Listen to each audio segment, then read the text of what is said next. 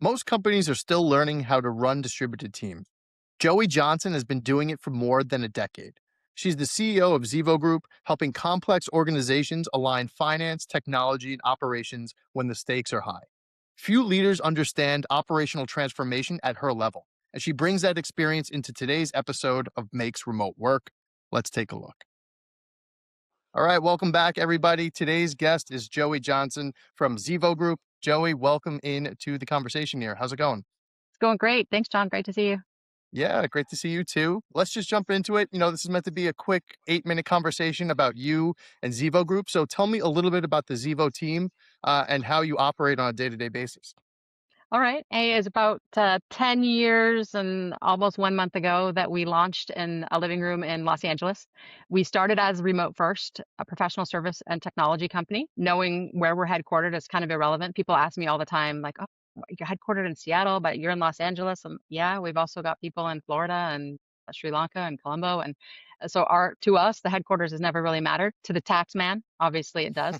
But we're really kind of a client first, first org that started, again, just over 10 years ago. Talent first, we're very globally minded. And so I love that we're not constrained to an office. Day to day, we're kind of like a modern flight deck. We have clear owners, shared workspaces, client visible plans, and we'll get into it. But Rome enables that for us in so many ways, including some really cool recent Magic Minutes enhancements. So Yeah, love to that's a hear little that. about Zivo.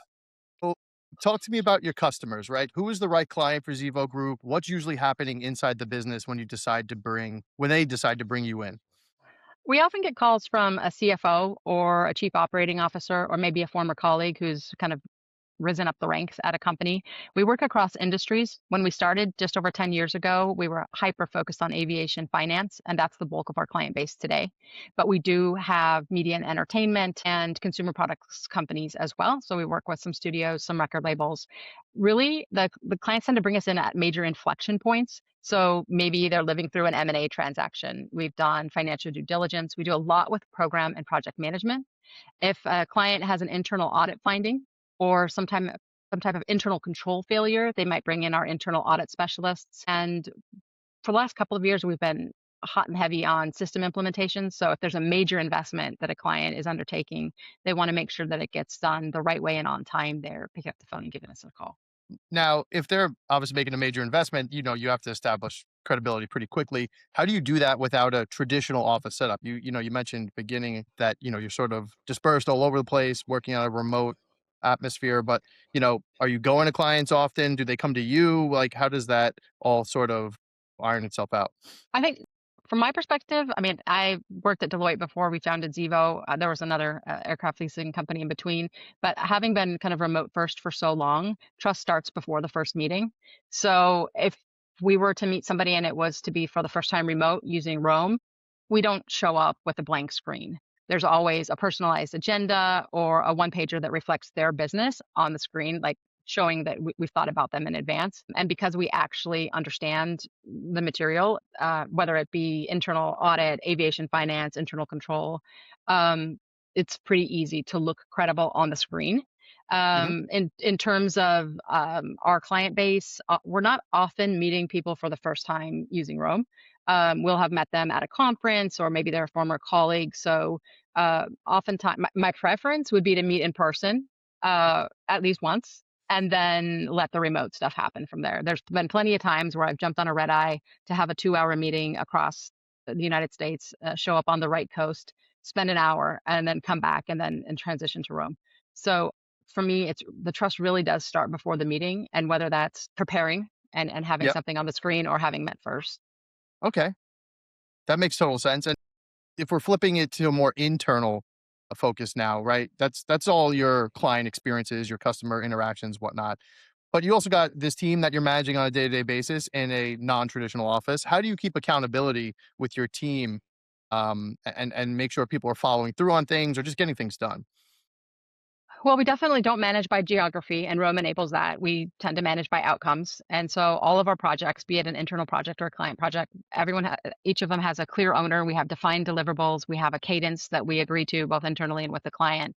And we have weekly commitments. We have written next steps. We have templates, tools and templates and accelerators that we use whereby for every meeting, If you can't show up at a Zevo meeting, it's okay because you're going to find out what happened. You're going to see who was there, who wasn't there, what are the actions, who agreed to do what by when, what decisions were made, and all of those things are are several of the reasons why we love Rome. It just makes it faster and easier. Each engagement, clear owner, defined deliverables, clear cadence, and it's really kind of all for us, all about relationships. We try to build fast, stay close to our clients, and treat every deliverable as if it can have, Zevo's, be proud to have Zevo's name on it. So relationships really matter to us.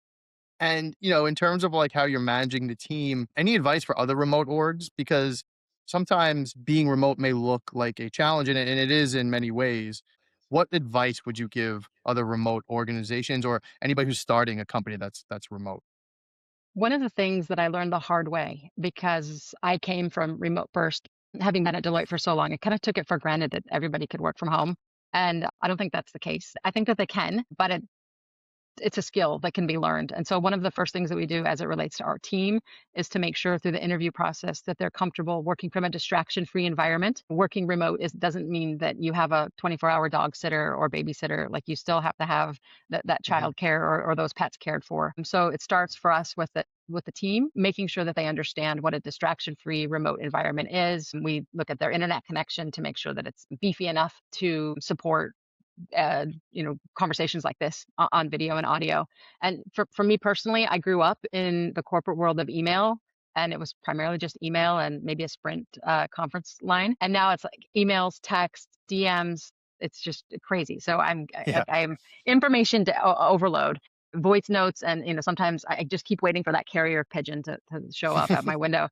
So for us, our rules are kind of simple. If it's just informational, it's asynchronous, and if we're going to make a decision, it's live, which is enabled by Roam. The other thing that we've dealt with as it relates to advice for other remote orgs is camera ready versus non-camera ready. And I've talked to various people about this over the years. We tend to, in the meeting invite, say if we expect on camera or not. So being clear about the meeting objective, but also, hey, is it voice only? Is it audio?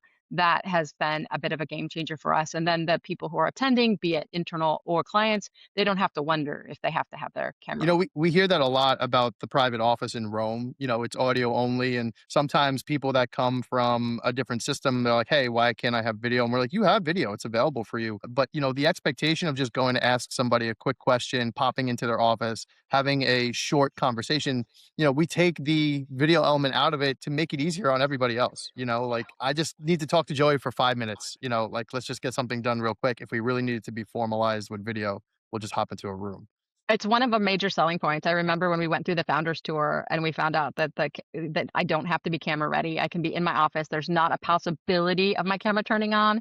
Don't have to have a little 3M sticky note over the camera. Don't have to have a camera cover. And if we want to be camera ready or if we want to talk live, we just jump into a conference room. But it Yeah. was a major selling feature for us. The telephone worked perfectly fine for 150 years before video conferencing. So we kind of dove back into that. Now, last one here.